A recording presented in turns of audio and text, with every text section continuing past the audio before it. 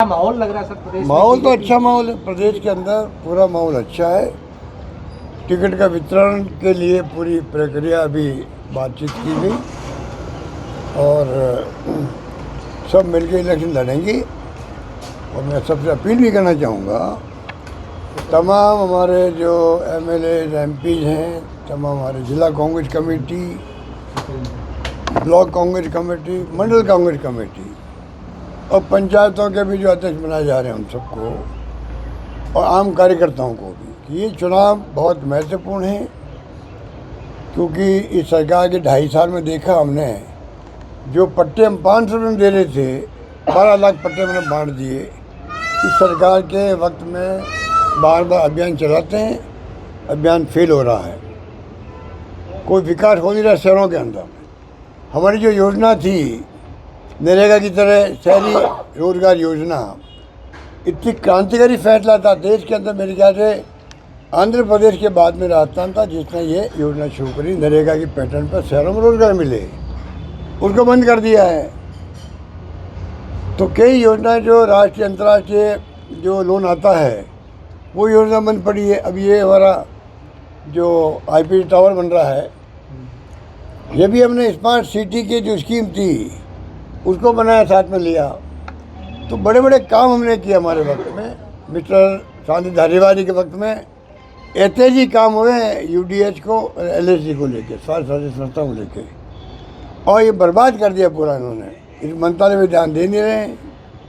ये मंत्रालय बहुत इम्पोर्टेंट है शहरों के लिए, शहरों के विस्तार के काम आ गए, जेडीए के अंदर आ गए, जो डेवलपमेंट अथॉरिटी बनी उसमें आ गए हैं, कोई ध्यान दे नहीं रहा गाँव की तरफ।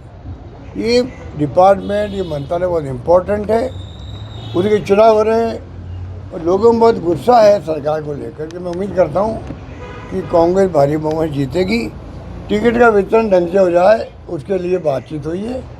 उम्मीद करते हैं जो जाएंगे ऑब्जर्वर उनको ही पीसीसी पूरा अधिकार दे के भेजेगी, आप फैसला वहाँ की स्थिति, वहाँ के मेरिट पे करो।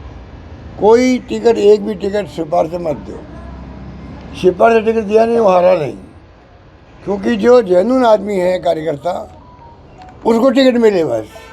चाहे मैं भी सिफारिश करूँ, मेरे पास आ गया जयपुर कोई आदमी आ गया, मैं किसी के लिए सिफारिश करूँगा, बीकानेर में करूँ, भरतपुर में करूँ, मुझे क्या पता हमारी स्थिति क्या है। मैं सिफारिश करूँगा कि भैया पूर्व मुख्यमंत्री कह रहे हैं दे दो टिकट इसको, कैसे जीतेगा वो?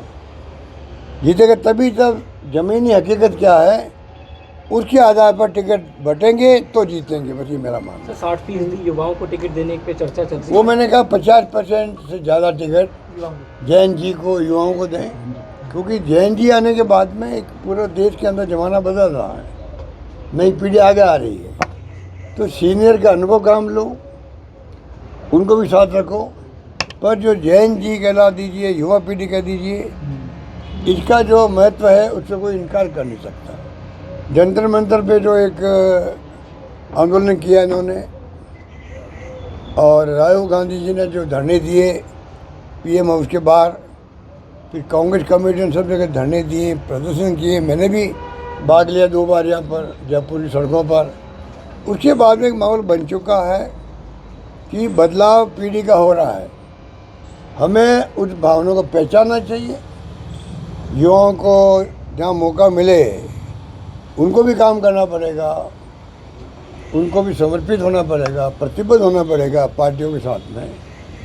और जो हमारी नीतियाँ कांग्रेस की है, कार्यक्रम में सिद्धांत हैं, गांधी जी के वक्त के हैं, डॉक्टर अम्बेडकर के संविधान के अंतर्गत हैं, और पंडित नेहरू, मौलाना आज़ाद, सरदार पटेल, बड़े बड़े नेताओं का योगदान है, सब जानते हैं। लंबी कहानी है हमारी इतिहास की। अभी वंदे मातरम को लेके अल्लाह कह रहे हैं, पूछो आपको वंदे मातरम से क्या मतलब है?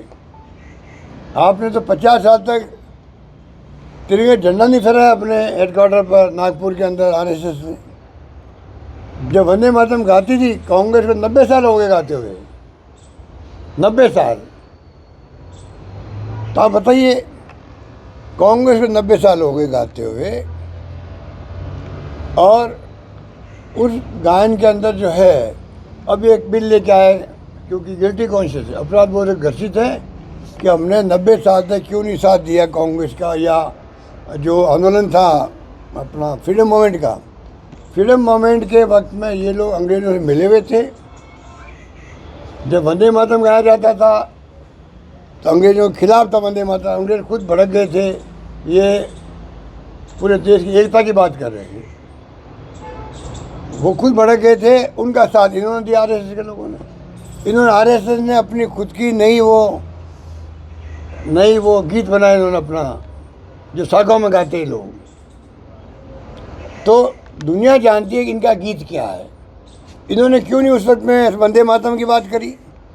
अब जाके आप बिल बना रहे हो, वंदे मातरम की बात कर रहे हो, अब जा करके इनको क्या अधिकार है बात करने का? सोनिया गांधी जी ने कह दिया, या गृह मंत्री आके बोले हैं, मैं उनकी कंडेम करता हूँ उनको। आपका क्या संबंध है वंदे मातरम से? आपने कल परसों कानून बनाया, आपका संबंध यही है बस खाली। हमारा संबंध 90 साल से है, जब से गीत बनाया गया।